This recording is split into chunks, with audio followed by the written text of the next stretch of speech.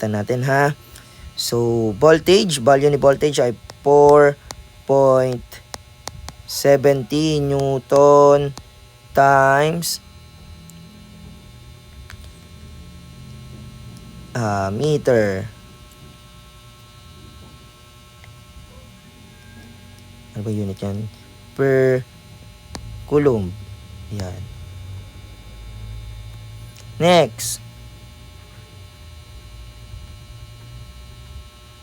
Ano ba next nito? Multiply natin by 2.52 times 10 raised to negative 10 coulomb. So, multiply lang natin yan. Ang magiging sagot dyan ay 4.70. Yan, 4.70 times 2.52 times 10 raised to negative 10. Tama ba? Negative 10? Negative 10. Yan. Then, yun yung sagot. 0.0000.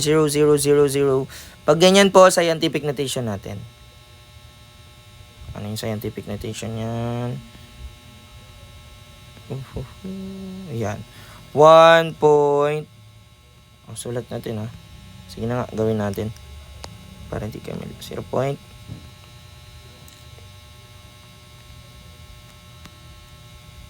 0, 1, 3, 1, 2, 3, 1, 2, 1, 1, 8. Sulat natin lahat. Then, move natin.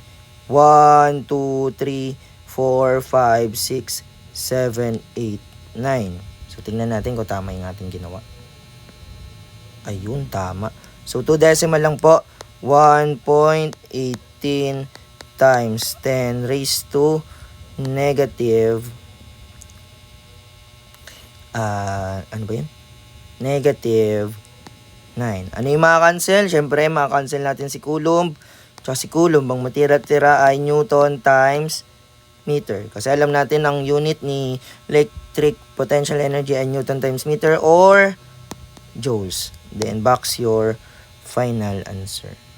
Again, number 5 po yan. Paki-screenshot number 5 problem. Yan. Then, kayo na po yung sample problem nyo na yung, tingnan natin dito. Ba hindi natin sinakutan. Yung number 2, 3, 2 and 3, sample problem nyo. Papacheck nyo yun sa akin ha. 2, 3, tsaka, ano ba hindi natin sinakutan? 6 and 7.